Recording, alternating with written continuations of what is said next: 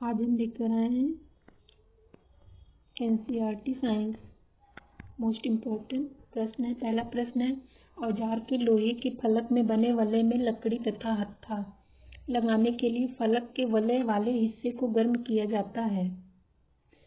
प्रश्न को दोबारा पढ़िए। औजार में लोहे के फलक में बने वलय में लकड़ी तथा हत्था लगाने के लिए फलक वलय वाले हिस्से को गर्म किया जाता है।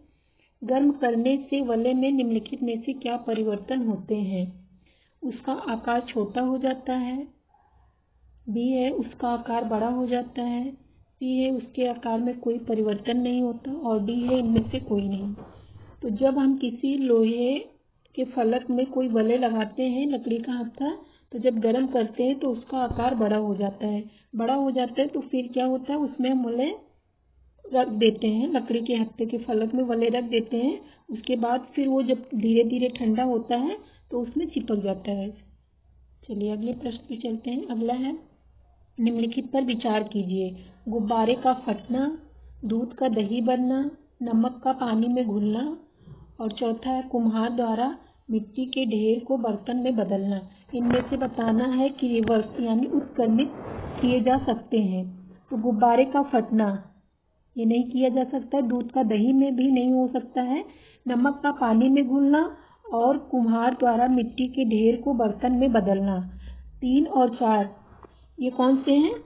ये हमारे रिवर्स हैं। 3, 4 ठीक है, तो इसमें डी सही है। देखिए, कुम्हार द्वारा मिट्टी के ढेर को बर्तन में रिवर्स कर सकते हैं, लेकिन अगर कुम्हार द्वारा बने मिट्टी के बर्तन को पका लिया जाए उसके बाद फिर ये नहीं होगा, प्रोसेस नहीं होगा। लेकिन इसमें क्या कहा गया? कुम्हार द्वारा मिट्टी के ढेर को बर्तन में बदलना, तो इसमें रिवर्स प्रोसेस है जी। अगला चैप्टर है पौधों को जानिए। पौधों को जानिए, इस चैप्टर में जो मुख्य प्रश्न है परीक्षा की दृष्टि से उसको हम देखते हैं।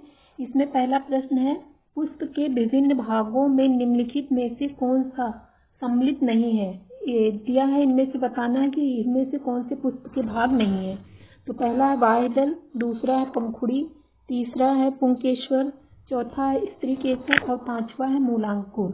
तो इसमें जो है ये मूलांकुर, ये पुष्प का भाग नहीं है। मूलांकुर वह भाग है जब किसी बीज से जो मूल निकलते हैं जिनसे पौधे का निर्माण होता है, और जो मूल निकलते हैं वही क्या कहलाते हैं? मूलांकुर। तो ये हमारे पौधों के फूल के भाग नहीं है, ये जड़ के भाग हैं। तो इसमें कौन सा सही जाएगा? पांचवा।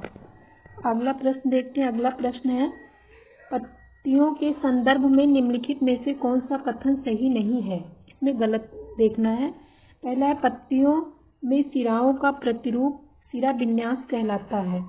बिल्कुल सही है। यह जलिका रूपी तथा समांतर हो सकता है। सही है। फिर दूसरा है, पत्ती में पर्णवृंत और फलक होते हैं।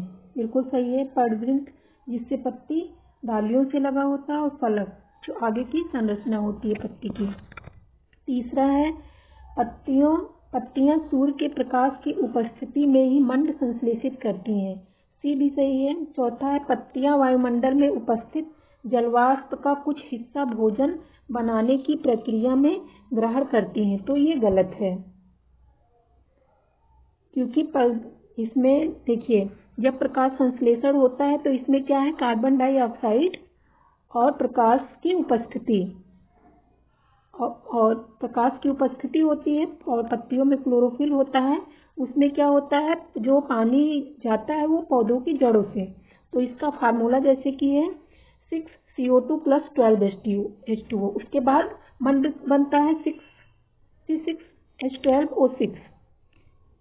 ये निर्माण होता है मंड का, संश्लेषित होते हैं, उसके बाद ऑक्सीजन का निर्माण होता है। तो इसमें जैसे डी कहा गया जो गलत है, उसमें कहा गया जलवाष्प का कुछ भाग भोजन, जी नहीं। इसमें वाष्पोत्सर्जन की क्रिया द्वारा पत्तियां जलवाष्प पानी को बाहर निकाल देती हैं, फोटोसिंथेसिस में यूज नहीं करती हैं। चलिए अगले प्रश्न पे बढ़ते हैं। अगला प्रश्न है, तने दो तरफा मार्ग का कार्य करते हैं। तनों के कार्य के संदर्भ में निम्नलिखित कथन पर विचार कीजिए। पहला है, तना जल एवं खनिज को पतली नलिकाओं द्वारा पत्तियों तक पौधों के अन्य भागों तक पहुंचता है। ये बिल्कुल सही है। तना में जो जाइलम होते हैं, इसमें जल और जो खनिज होते हैं वही जाइलम ही पतली नलिकाएं हैं। आगे चल के हम आपको बताएंगे कि जाइलम के 4 टाइप्स होते हैं, वो आगे जानकारी दिया जाएगा। लेकिन इसमें जो कहा गया है, तना जल तथा खनिज को पतली नलिकाओं द्वारा पत्तियों तक तथा पौधे के अन्य भागों तक पहुंचाता है, ये सही है। दूसरा है, पत्तियों द्वारा बना भोजन तनों से होकर ही पौधे के विभिन्न भागों में संग्रहित होता है, तो ये भी सही है। इसमें हमारे दोनों सही है कथन, तो इसका सी जाएगा। 1 और 2 दोनों सही है। चलिए चौथे प्रश्न पे चलते हैं। चौथा प्रश्न है हमारा, जड़ों के संदर्भ में निम्नलिखित कथनों पर विचार कीजिए।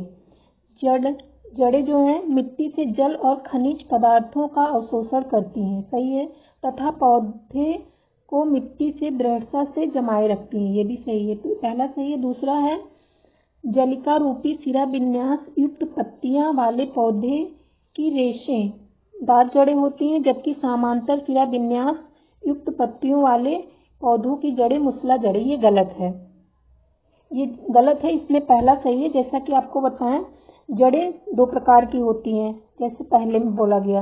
पहला कौन सा है, मूसला जड़, और दूसरी है रेशेदार जड़।